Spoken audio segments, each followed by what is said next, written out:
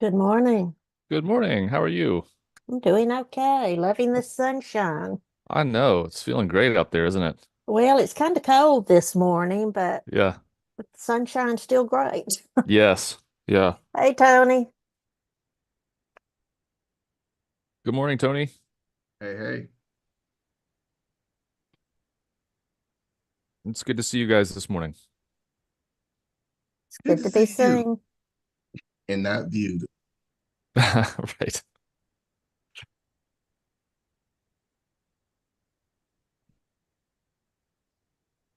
We're an unusually quiet group this morning. It's this time thing. I hate it. I Oh know. man. I know. And like even trying to prepare, you kind of like over prepare for it. So like it's just weird and I hate it.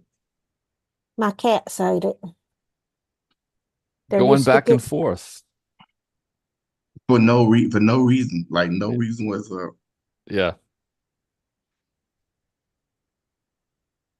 So probably seen the studies like heart attacks and everything go up this week because people, Accidents. yeah. But I wish we we're so pro-life, even the simple things we can't get right. I wish we'd pick one and just stick with it, because it's the going back and forth. I actually am fine whether gets dark at 10 o'clock at night or if you know, And my it gets, body is very adaptable. Like I can get used to just about anything. Like even when the weather changes, like when it goes down to like 30, like if it gets to 55, I got on shorts because my body's getting used to the coldness. And so like this is such a waste of time, literally. so I kind of figured, excuse me, our West Coast friends wouldn't be joining us today because of the time change. So I think we can probably go ahead and assign roles. Is that cool with y'all? Yeah, absolutely. We go ahead and start. Okay. Let's see. Uh how about Paula, could you be the liturgist? And Tony, gladly. could you be the voice of the people? Sure. Oh, we Nope. do have Yay! we do have our West Coast people joining us. Y'all made it. I was not thinking you guys would make it since it's an hour earlier than usual. Yeah, sorry. Rob is not making it, but Okay. I Hey, get I a number. totally I totally get it. I mean, it's hard for all of us, but for you especially. He also drove us back from Canada last night, so Oh, yeah. yeah, he gets to rest. Well, cool. Well, I'm glad you're here, Miller. So Paula's gonna be liturgist. Tony's gonna be the voice of the people. Would you mind, excuse me, Miller, would you mind doing the reading, So which reading? It the cut off. gospel reading? Got it. Sure. And then I'll do the Old Testament reading. Sound good? Mhm. All right. Well, I will go ahead and share the screen and we can get started. Today is the feast day of Harriet Tubman, who died on this day in 1913. Nicknamed Grandma Moses, she was a nurse, spy, activist, and liberator who established the Underground Railroad and facilitated the escape of at least 70 people from slavery. On March the 10th, 1876, Alexander Graham Bell made the first successful test of his bidirectional telephone. Tomorrow, March the 11th, marks the birthday of Ralph Abernathy in 1926 in Linden, Alabama. He was pivotal in organizing aspects of the civil rights movement and later became president of the Southern Christian Leadership Conference. He died on April the 7th.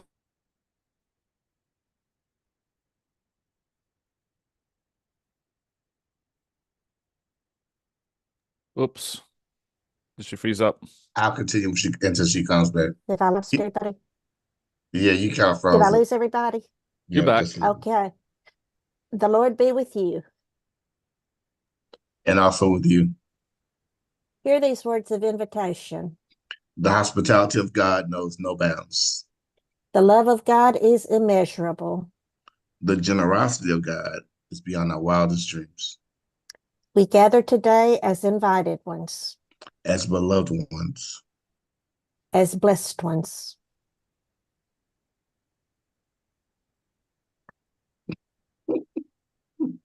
Draw near and let us break the bread of life. The responsive reading is from Psalms 19. Psalm 19. Give thanks to the Lord because he is good, because his faithful love lasts forever. that's what those who are redeemed by the Lord say. The ones God redeemed from the power of their enemies. The ones God gathered from various countries, from east and west, north and south. Some of the redeemed were fools because of their sinful ways. They suffered because of their wickedness. They had absolutely no appetite for food. They had arrived at death's gates, so they cried out to the Lord in their distress, and God saved them from their desperate circumstances. God gave them the order and healed them. He rescued them from their pit. Let them thank the Lord for his faithful love and his wondrous works for all people. Let them offer thanksgiving sacrifices and declare what God has done in songs of joy. So our Hebrew Bible reading is from Numbers 21, verses 4 through 9. They marched from Mount Hor on the Reed Sea road around the land of Edom. The people became impatient on the road. The people spoke against God and Moses. Why did you bring us up from Egypt to kill us in the desert, where there is no food or water? And we detest this miserable bread. So the Lord sent poisonous snakes among the people, and they bit the people. Many of the Israelites died. The people went to Moses and said, We've sinned, for we spoke against the Lord and you. Pray to the Lord so that he will send the snakes away from us. So Moses prayed for the people. The Lord said to Moses, Make a poisonous snake and place it on a pole. Whoever is bitten can look at it and live. Moses made a bronze snake and placed it on a pole. If a snake bit someone, that person could look at the bronze snake and live. The gospel reading is from John 3:12 through 21. If I have told you about earthly things and you don't believe, how will you believe if I tell you about heavenly things? No one has gone up to heaven except the one who came down from heaven, the human one. Just as Moses lifted up the snake in the wilderness, so must the human one be lifted up, so that everyone who believes in him will have eternal life. God so loved the world that he gave his only Son, so that everyone who believes in him won't perish, but will have eternal life. God didn't send his Son into the world to judge the world, but that the world might be saved through him. Whoever believes in him isn't judged. Whoever doesn't believe in him is already judged, because they don't believe in the name of God's only Son. This is the basis for judgment. The light came into the world, and people loved darkness more than the light, for their actions are evil. All who do wicked things hate the light and don't come to the light for fear that their actions will be exposed to the light. Whoever does the truth comes to the light so that it can be seen that their actions were done in God. May God bless the hearing of this word. Thanks be to God. Rene Girard wrote, The peoples of the world do not invent their gods, they deify their victims. To escape responsibility for violence, we imagine it is enough to pledge never to be the first to do violence, but no one ever sees himself as casting the first stone. Even the most violent person believes that they are always reacting to a violence committed in the first instance by someone else. So that's good stuff. I didn't realize until I looked when I was looking at Rene Girard's stuff that he was born on Christmas Day. And his full name is actually Rene Noel Théophile Girard. So Christmas, God-loving. Anyway, but what a name. But he wrote some pretty cool stuff. So thank you for getting us started today. We're going to go into a time of prayer. I'll get us started. And then if those of you who are watching, if you're on Facebook or YouTube and you would like to lift up a prayer request, feel free to just put it in the comments. If you're on Zoom, you can put it in the chat and we'll include it in our prayer. I will keep an eye on YouTube if someone doesn't mind keep an eye on Facebook. Thank you, Tony. So let's go to God in prayer.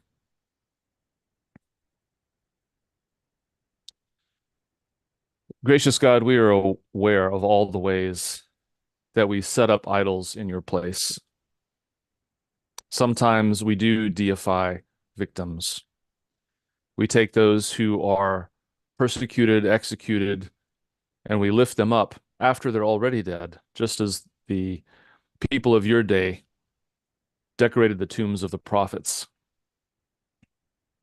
We ask you to help us to hear the words of the prophets now, to stop the victimization and the oppression in our world. We ask you to help us to become those who heal rather than do harm. We lift up to you people who are in places where there is ongoing violence, especially in Gaza and in Ukraine. But we're aware that those are instances of violence that is spread out through the whole world. We're aware of institutional violence, the slow violence of poisoning waters and air. We ask you again, God, to put a snake on a pole. Help us to see clearly so that we can undo the harm that's being done. We lift up to you people who are close to us in situations that are dear to us, and we name them before you now. And I invite those of you who are listening to share your prayer concerns.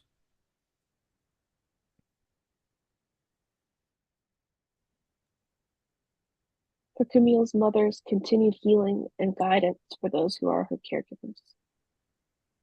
Lord, hear our prayer.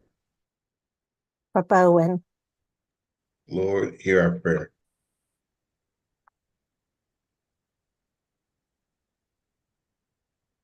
for Jeff, Lord, hear our prayer.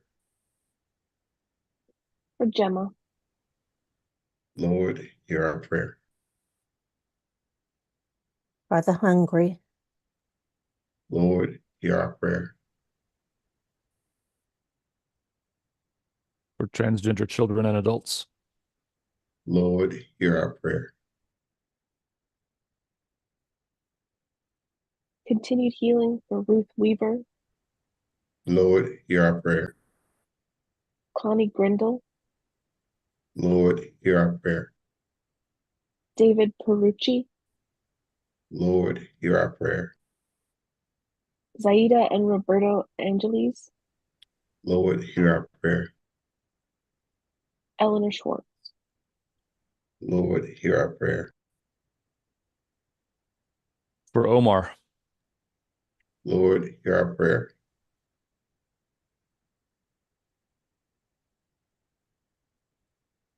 For the fortitude to face the next election cycle. Lord, hear our prayer.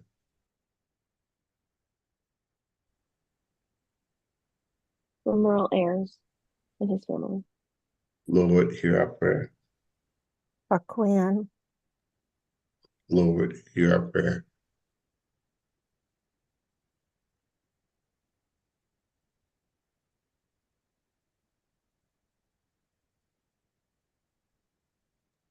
For all who are being affected by weather events.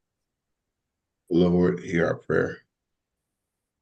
Thanksgiving for a new granddaughter, Lord, hear our prayer.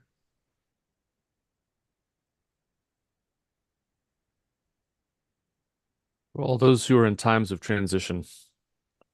Lord, hear our prayer.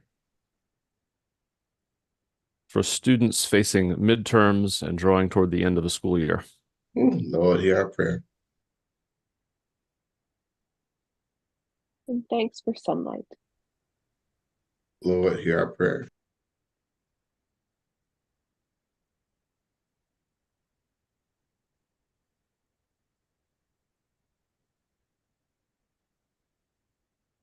God of us all, we have many prayers, both of gratitude and intercession. There's so much on our minds, Lord, and so much in our field of experience to deal with. We ask you to be our guide and comforter in all these things. And when we don't know what to pray, we give you thanks that Jesus gave us words. Holy One, our Mother and Father, let your name be revered. Let your reign come. Let your will be done on earth as it is in the heavens. Give us today the bread we need for today, and forgive our sins as we forgive those who sin against us.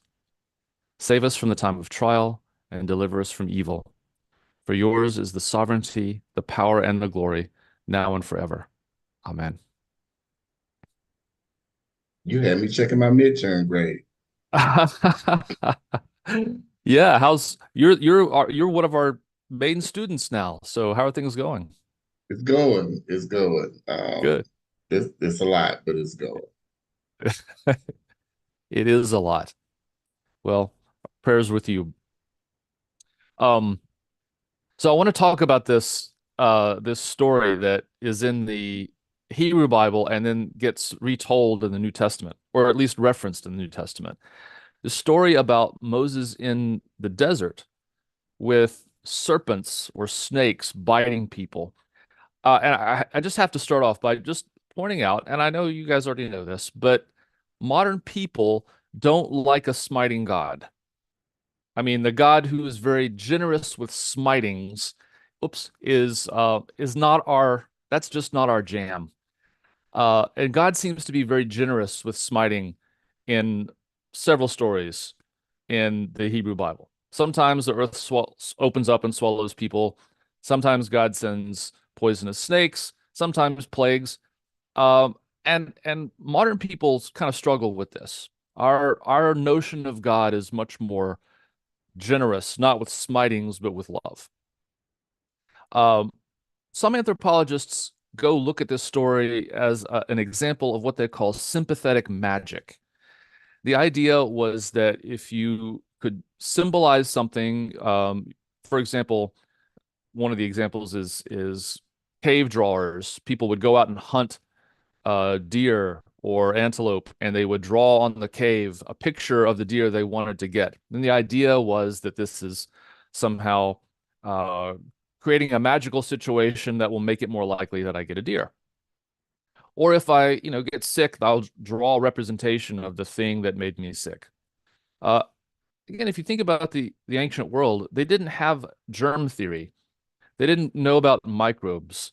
So if someone got sick, if someone's body started rebelling against them, if you started throwing up and you ran a fever and you had body aches, they only had spiritual explanations. Someone had put a curse on you. God was angry with you. Sickness was something in the spiritual realm. In a way, they weren't wrong. It's an invisible realm of stuff you can't see, right? And they had some sort of general ideas of what would make people sick. But most of these things were spiritual in nature. And if you believe that God was in control of stuff, then if something bad happened to you, it must have been because you did something bad. So anthropologists typically see this as a story of sympathetic magic. Snakes are biting people. Moses puts a snake on a stick. The idea is if you look at the stick, you get healed. But if we read it from with modern eyes, then God at least sounds like an abusive parent, right? I mean, they say, "Why did you bring us out in the desert to kill us?" The people are grumbling against Moses and God. "Why did you bring us out in the desert to kill us?" And in order to punish them, God kills them in the desert. That it sounds a little bit like I'll give you something to cry about, right? Now you can, if you're a parent, you've been in that situation. You've got a whiny toddler, and you feel like saying, "I'll give you something to cry about." Whining, complaining, griping, those are not things that are pleasant to hear, especially for leaders. Moses, God leading the people, and the people saying, "You guys are lousy leaders." Even from that perspective, turning around and then killing your followers is not a good look. It doesn't make you into a good leader to smite people. Again, we can maybe give God the benefit of the doubt. We're familiar with that kind of frustration. We might even take a little more philosophical position and talk about things like self-fulfilling prophecies. I can see in relationships how this works out. One of the interesting things is when I do family counseling, I'm always amazed that people actually create the reality that they dread, right? So if I say these things, my partner will get angry. And so because they're anxious, instead of, doing something to help their partner not be angry, they start off like, are you too lazy to do this work? Whatever. And obviously that's not going to end well, right? You create the situation, you create the conflict. I know if I say something, they're just going to bite my head off. And then, of course, that affects the way that you present things. And then they turn around and bite your head off. I see this happen all the time, right? Self-fulfilling prophecies. People say, God's a real jerk to pull us out here in the desert. And then, of course, God responds the way you would expect a God who didn't have a lot of self-control to respond, right? So we can talk about self-fulfilling prophecies. The problem is that we expect God to be a little better than us, right? All of that falls a little flat because we're not dealing with a human being. We're dealing with God. So if we take this story at face value, that God punishes people for grumbling by killing them, then it just doesn't cut it. It is not satisfying theologically. I don't think it was satisfying to Jesus theologically. I think that's part of the reason that Jesus reinterprets this story, or the author of John reinterprets this story. He doesn't focus on the grumbling Israelites or the poisonous snakes. He focuses on the symbol and how the symbol works. When Jesus reinterprets this story, he says, for this reason, the Son of Man is lifted up, or the human one is lifted up, right? That somehow by being lifted up, and of course we know on the cross, on a stick, and when people see this, they're going to understand something. Somehow seeing this is going to change things. Again, you can think of it as sympathetic magic, but you can think in your own life. Sometimes seeing something clearly changes everything. And he says, for this reason, I was lifted up. And he says several times, he says, God did not send the Son in order to judge the world, but to save the world. He says several times, this isn't about judgment. This is about saving. And then he follows it up when he says, I'm not judging anybody. The judgment, this is the basis of judgment. The light came into the world, and people love darkness more than the light, for their actions are evil. All who do wicked things hate the light and don't come to the light for fear that their actions will be exposed to the light. Whoever does the truth comes into the light so that it can be seen that their actions were done in God. So this isn't a judgment passed by God. The way that Jesus lays this out is it's more like a natural consequence of not being willing to see. It's almost as though people would rather die from poison than confront the source of their problem. The poison that's killing us isn't from venomous snakes. It's something that we willingly do. It's something we willingly go after. People love darkness rather than light. He laments that it's like we would rather die from our poison than take the antivenom. We would rather not see. And that's really the basis of our problem. If we could see Jesus on the cross clearly, if we could actually look at him, we would be cured. So I want to share a couple of things with you. Let's see. I've lost my window. You've probably seen the caduceus, or the rod of Asclepius. Oh, I've lost my other window. Apparently I can't have, there we go. So I'm going to share this with you. This is just off the internet. 2 examples of the ways that snakes are used in this symbol of healing. Now, there's a lot of reasons that snakes have been a symbol of healing throughout time. Snakes shed their skin, so it's kind of like they're renewed on a regular basis. But this was actually not a symbol of healing. This was the symbol of Hermes, or Mercury, who was a messenger. This is the symbol actually that is in Greek mythology associated with healing. A snake on a stick, Imagine that. Now, this is a little bit different than the idea of Moses' snake on a stick, but both are using snakes as symbols of healing. And the idea, again, is something kind of shocking. It's that something that we typically have a negative reaction towards, something that scares us, becomes the vehicle for our healing. That by looking clearly at the snake, and again, a lot of us have almost genetic fear of snakes, right? By looking clearly at something that scares us, it could heal us, it could transform us. That's what the crucifixion is.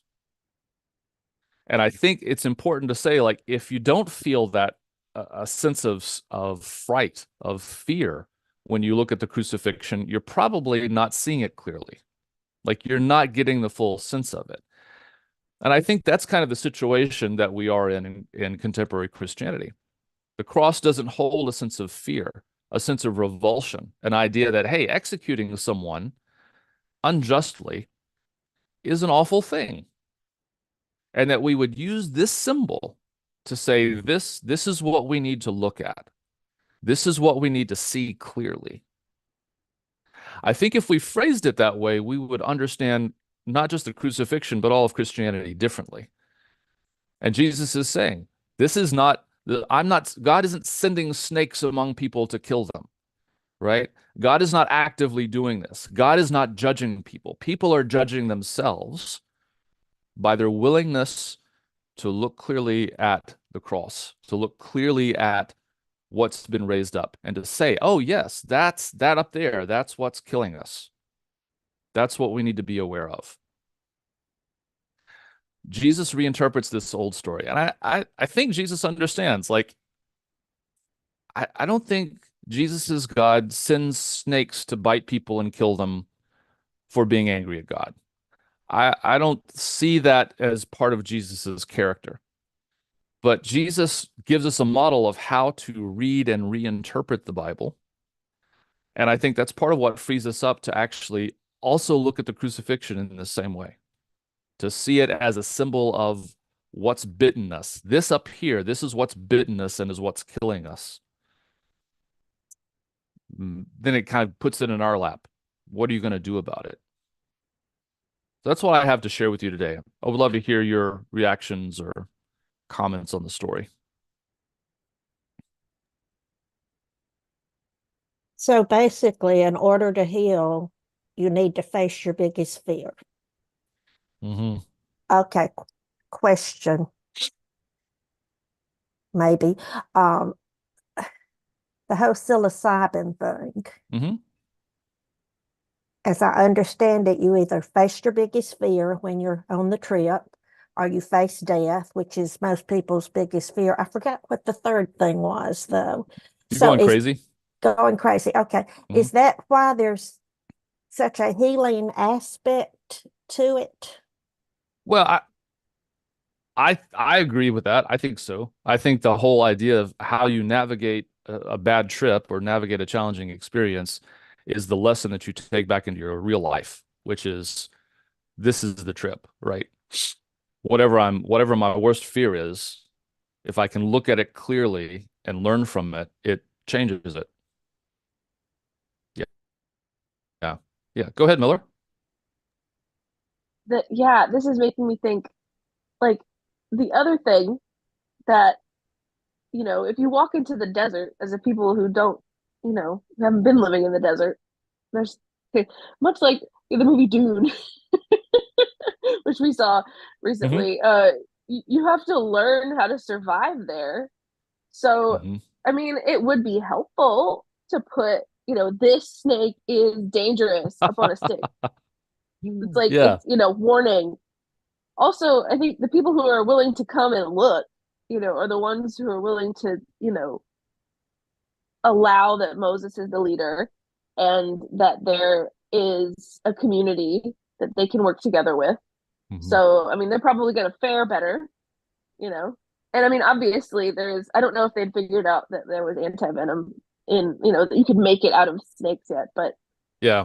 Symbolically, it's there. Like, the anti-venom is in the snake. Right. right? So like the people looking at the cross, you know, understanding that it's Roman oppression that's Hmm. causing the evil here, you know. This is the poisonous snake. Right, right. No, I think you're. I hadn't thought about that. Just really being practical. Like this is a sign, danger. Snakes might bite you, or what's the meme that made the rounds recently? Alligators do not swim here, or something like that. You know, and it's like, is that doesn't mean it's okay for me to swim? Alligators do not swim. Anyway, a sign posted that says, "This is dangerous. Stay away from it." Go ahead, Tony. So like when I first when that verse was read, I'm like, why would you want them to look at the thing that bit them? Like, and I guess it can be kind of like a thing of a reminder, but like, we're living in a crazy time right now. Like we're literally living in the middle of a crazy time in crazy time. And it almost seems like those fundamentalist conservative Christians, like it always seems like it's okay for me to do it, but it's not okay for you to do it. We had a young junior senator from Alabama telling a lie about a story that she wasn't told, that was told to someone else in 2015 about an alleged rape. Yet you are supporting a rapist. Hmm. Like, put that on the poll and look at that for a second. Um, it's almost like even when you have a hangover, they said a hair of the dog that bit you. Like sometimes I don't know if I want that hair of that dog. But that's what where we're seeing we are right now. And I don't know, it's just I do believe that there is a brand of Christian that still likes this vengeful God. But like that is also up for interpretation. I've never felt like God was out to kill me or wanted us to do this or else, Hmm. and it kind of like it goes back into that whole sense of, this is not about Christ or his teaching anymore. It's about somebody that's controlling you and telling you what you can and can't do while they go out and do the exact same thing that they told you not to do. Yes. I don't know how to, I'm not sure how to respond to that, but yes, It's just one of those. It yeah, was a rhetorical response, I guess. Like, yeah, yeah. just think about it. I was watching No, Jay I Tapper has Jay Tapper has a series called the United States of Scandal. And mhm. last night I went back and watched the one he did on Mark Sanford, the old governor of South Carolina. Absolutely amazing and mind blowing that this man espouses all this religious stuff. You go find you some Brazilian hottie and leave your wife and disappear for a week. Yeah. Well, I think we do see two fundamentally different ideas of who God is, right? I mean, there's the idea of God is the one that smites, and part of that is, I think, in this story about authority, right? Don't grumble against don't grumble against Moses, don't grumble against God, or you'll get yours. But Um, but Go ahead. it's like he only smites people that you don't like. Like he don't smite you for doing the same thing that you want him to Right. smite other people for. Mm-hmm. Yeah. As long as you're on the side of the authority, you're fine with that God, right? Yeah, As long because you as, can do what you want with yeah, impunity. yeah. So no, I think you're right. I mean, I think the authoritarian God is very appealing to authoritarians. Um, but I think that's also why when Jesus grabs that story, he reinterprets it. He says, this is not about God sending snakes to bite people. He says, like, the judgment is those who those who will look at the those who will look at the cross, those who will look at the snake on a stick, those people are already healed, right? It's like the act of looking, the act of believing and seeing is actually what heals you, as opposed to this other idea that,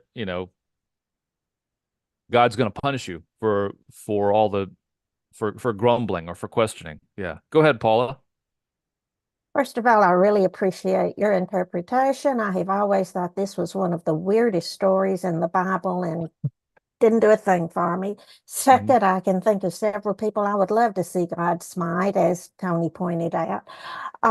Getting down to specifics, though, I think one of the biggest illnesses we have going right now is the inability to forgive people. Mm. We are offended so easily and get bent out of shape over ridiculous things.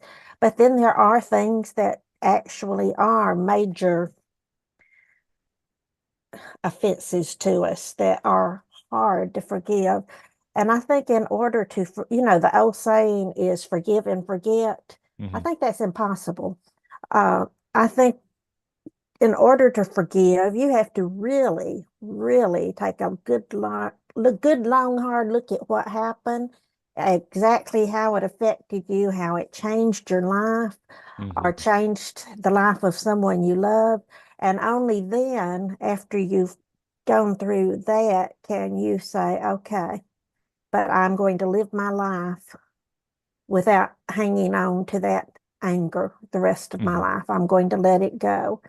Um, yeah, there are so many things, and I know each of us have got to have our own custom design area where we're afraid to look at the snake. But we've got to. We've Mhm. got to, or it's going to kill us.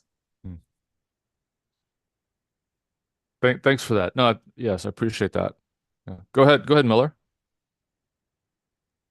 Yeah, I think this story feels like an example of one of my like, you know, favorite pet theories is that people people really need to look closely at what they're afraid of, Mm. you know? Um Mhm. the like just turning away from it is what's gonna get you in trouble, you know. Oh, I don't want to think about snakes. You need to think about snakes if you're living in the desert, you know. Yeah, You need to know absolutely. about snakes and make them your best friend. Hmm. And if you're living in an oppressive Roman empire, you need to know what is happening to the people that you love or the people that you choose not to think about because you don't Hmm. want to get in trouble. Um, yeah, like this is like my reason for watching horror movies. I like to like analyze what scares me, you Hmm. know, because I've been reading this book, um, the what is it? Off the Edge, I think is the name of the book. It's about flat earthers, like Hmm. sort of the history of the conspiracy theory. Because I was like, where did it even come from? But it actually arose like in the 1800s during the Industrial Revolution, because Greeks actually figured out that the Earth was round, like Yeah. Yeah, a they've done it for a long while. time ago. They did Uh-huh. math. And a lot of people were like, yeah, it's round because you could tell that a ship going over the horizon is gonna like sort of disappear. Anyway, but the conspiracy theory started popping up when people were afraid of change, of the sort of quickly changing society. Hmm. And the author had a really interesting analysis of like conspiracy theories are this sort of impulse to like control Mm. and sort of tamp down fear, you know. And so that's why we're seeing them like pop up now. I think because people are afraid and they're not really thinking about what they're afraid of. Right. No, I think that's a good analogy. I appreciate that. Yeah. Fear plays a lot of roles. And what the way you were talking about that made me think about, I mean, what I do most of the week is exposure for people who have fear of various things, whether it's, airplanes or germs or whatever. And we create what's called a hierarchy. So what's at the top level, like what's makes you on a scale of 1 to 10, what's at a 10, what's at a 8, what's at a 5, and we work our way up the hierarchy. So, if it's touching doorknobs, we start with how close can you get to the doorknob and that kind of stuff. But it really is about transforming fear and the way that that fear can be paralyzing, or controlling. Yeah. Thanks for that. Yeah, go ahead, Tony. Yeah, I was thinking when we were talking about the whole authoritarian type thing, there's a quote from The Shack by William Paul Young that says submission is not about authority and it's not about obedience. It's about relationships of love and respect. And I think that's where a lot of the so-called conservative Christians have it like wrong, where it's like they view God as this authoritarian figure when he actually just wants us to love him, you know, and Mhm. if there is mutual love and respect there, there's really no obeying. It's just going along with the established rules of our relationship with him. Mm. And I think a lot of people get that wrong, especially a lot of American Christians. I think we Mm. just get that totally wrong. God does not want us to be his slaves. He wants Mhm. us to be his friends and his comrades, Mhm. his accomplices on the great works that he does. And that's just a perspective that seems to be lost on people these days. Mhm. Well, I how many of us in high school had to read that sermon, Sinners in the Hand of an Angry God, and Oh yeah. analyze? I mean, it's drilled into us from a very young age. Mm. You know, But go ahead, Tony. no, Sorry. go ahead, Dave. Go I, ahead. I like I was going to say I like what you said about obedience, and how, when I think about when I think about doing things for people I love, I don't think about it as obedience. It's not like I'm not obeying a command, even if it's something I disagree with sometimes, right? Or something that I don't see a reason for, or whatever. It's like, could you hang this over here instead of over here? Or I don't know. I'm just thinking about, like, it's there's no skin off my nose to do what someone I love asks, right? Um, can you come pick me up from, this wherever? When my son calls me to pick him up, I don't, chew him out saying, "Why don't you drive yourself?" or something like that. I just do it. And so I think about, like, how we think about obedience and authority. And part of what you were saying, like, God's inviting us into this relationship where it's not about doing what I tell you because I said it. It's about, you are complying with something because you feel like it's going to make things better in our relationship, or whatever. You understand the reason for it, or you're like, yeah, it's a little inconvenient for me, but I'm going to do it anyway because I love you. Anyway, go ahead, Paula. There, I think when it gets down to obedience, but I grew up with that. God has a special plan for your life, and your mission in life is to discover that plan and carry it out. Hmm. I think God's plan for every life is thou shalt love the Lord your God with all your heart, mind, and soul, and love your neighbor as yourself. And Hmm. if you're doing that, you don't have to get hung up in all the little nitpicky rules that make us feel so guilty when we can't live up to. Right. Yeah. Absolutely. No, I appreciate that. I think you're right. I mean, that is the plan, right? That's the goal. Yeah. Go ahead, Tony. I was going to look up a couple comments in the chat and then I'll Hmm. have my own comment. Camille says, devil's advocate. Maybe it was an inside job where Moses' supporters used snakes to off those who were voicing displeasure with Moses. And then Moses looks like a real mystical hero by healing them. That might have some teeth, Camille. Yeah. I tell you, there have been times, either leading a church or other times where I've thought, it would make this job a little easier if God would just give me about 3 heart attacks that I could distribute, you know. Ooh, I'm Dave. a And there's no shortage of propaganda in the Bible. So Oh, right, right. Some of the Absolutely. thoughts I've been having about inflicting pain on people, I've had to pray about that. Well, I know what the leader wants. The leader is the one that wants to smite. It's not God. It's the Yeah, Moses is the one that wants to smite. Like, oh, that guy. Hmm. God, just take him out. Camille also says, but the idea that we are supposed to love God is what drives the conqueror's mind that says if someone of a different religion doesn't love God, the God of the conqueror, then they can be disposed of. Mm-hmm. Yeah. Yeah. Yeah.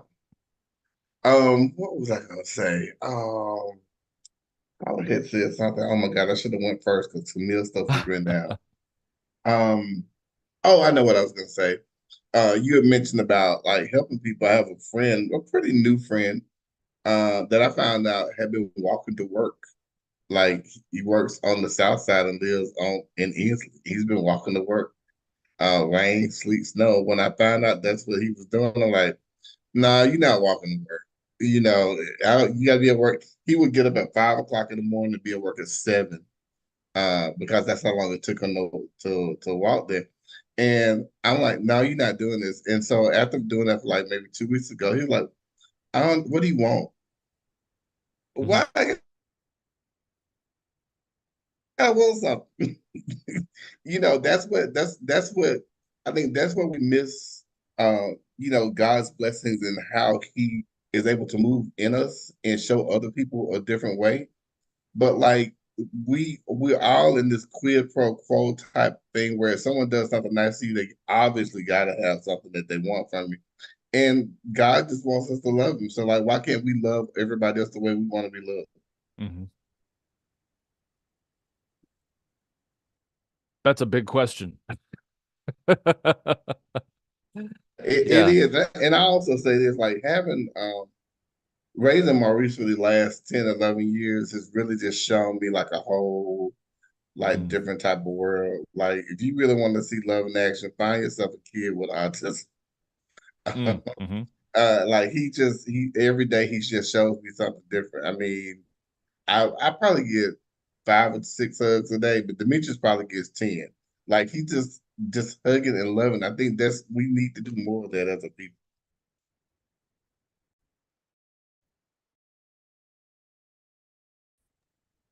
I think if people could understand what you're talking about, we could have free healthcare.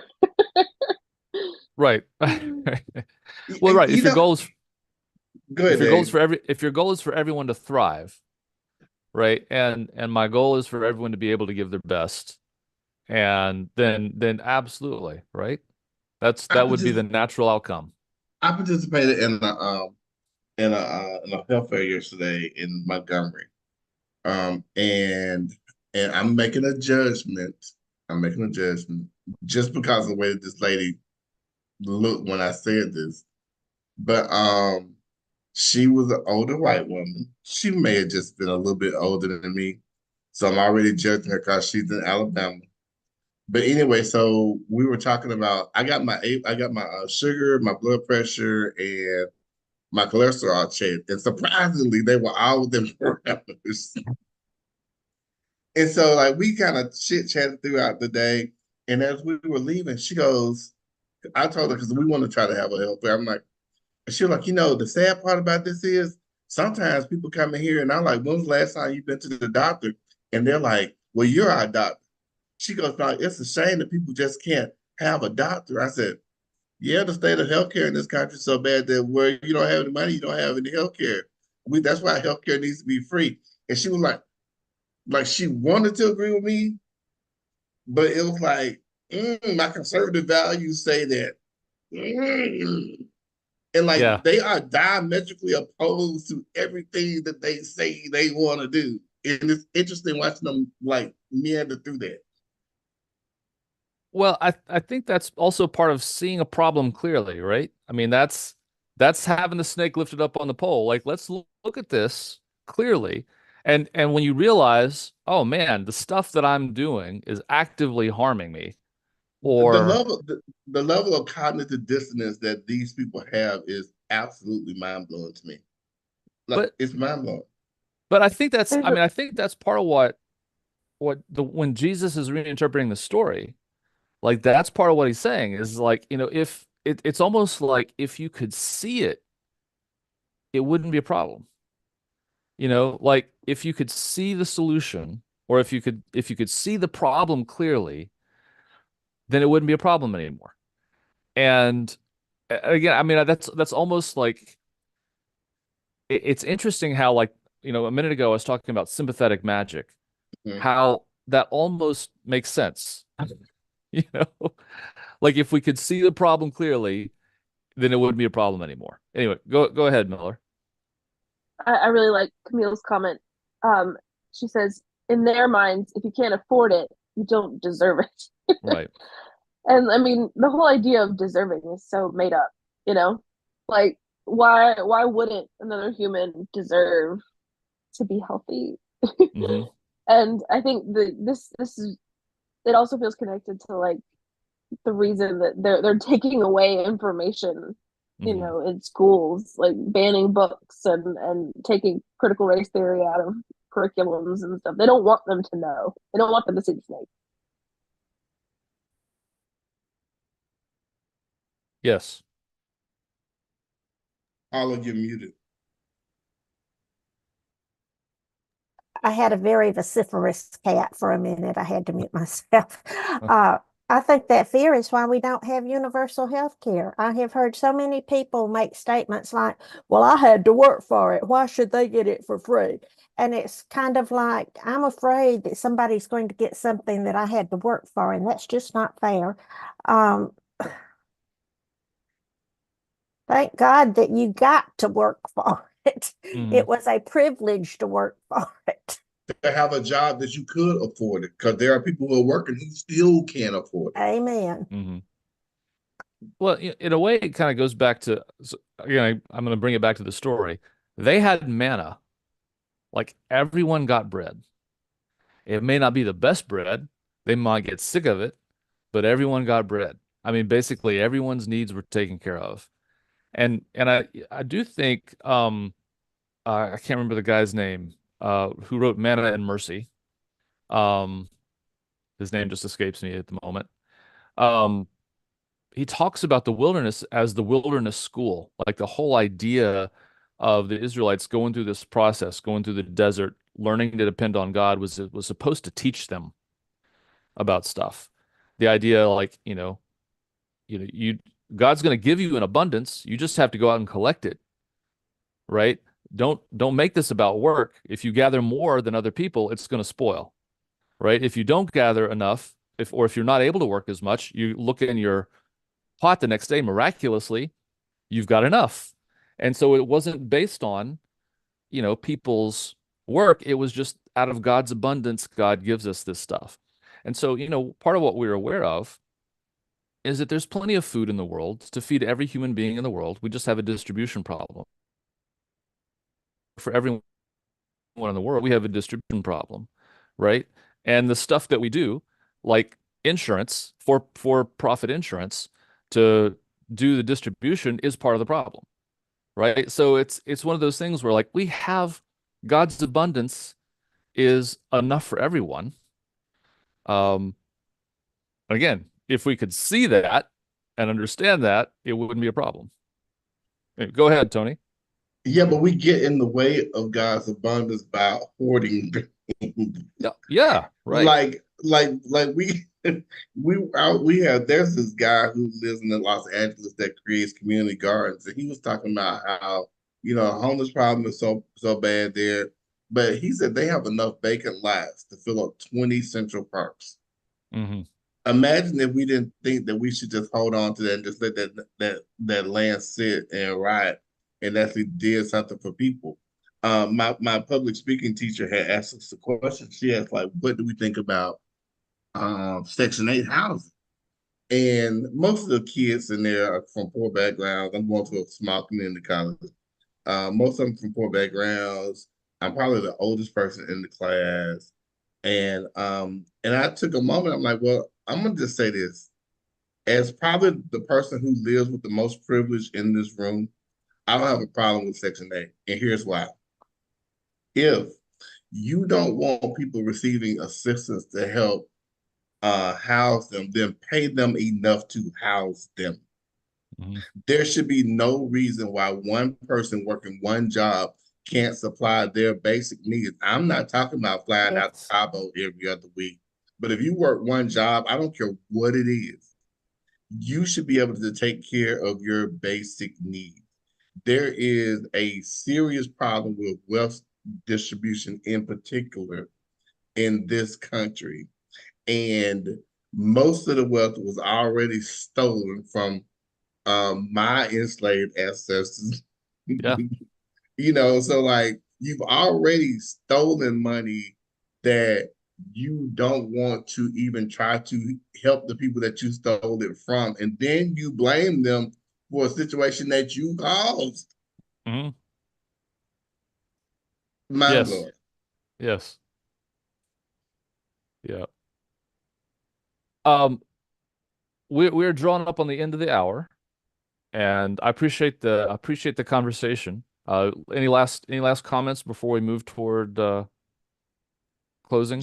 Jennifer says restaurants and grocery stores lock their dumpsters to keep their food from feeding the needy, so senseless, Yeah, not donating and additionally blocking the hungry for nourishment. And Camille says, something the turn comes to mind about low income housing, but not in my backyard. right. Yeah, Yeah. that too. It's interesting. Actually, there was an article in the New York Times this weekend, I think, about more pushing there being more efforts to do mixed housing, like taking care of some of the zoning problems that make it hard for people to live because we recognize there's a housing crisis, right? Um, and yeah, appreciate that. Let me go ahead and put the liturgy back up on the screen so that we can move toward closing. All right. Tony and Paula, or Paula and Tony. Lord, you are to be blessed and praised. All good things come from you. You are in our words and in our thoughts and in all that we do that is good. Amen. God is love. Nothing is wasted. All things shall be made well. Go in peace. Thank you. Thank you for joining us in worship today. If you're on Facebook or YouTube and you've been streaming, if you don't mind just clicking like or putting where you're watching from in the comments, that gives us a way to count you. Um, just FYI, if you are on just an announcement, we're not going to do the small group Christianity and mystical consciousness tonight. I need another week to prepare. Um, we're going to be talking about Christian mystics, Hildegard of Bingen and Julian of Norwich, which are two of my favorite, uh, well, favorite Christian mystics, um, visionaries. So, I'm going to be sharing some of their stuff next week in the evening. Um, and there's a lot of really fascinating stuff. It's moving very quickly in the realm of Christianity, and y'all know I'm involved in psychedelic assisted therapy. So I'm looking forward to being able to talk more about that in coming weeks. I'm gonna go ahead and stop the stream. Those of you on Zoom, you can stick around for just a minute more.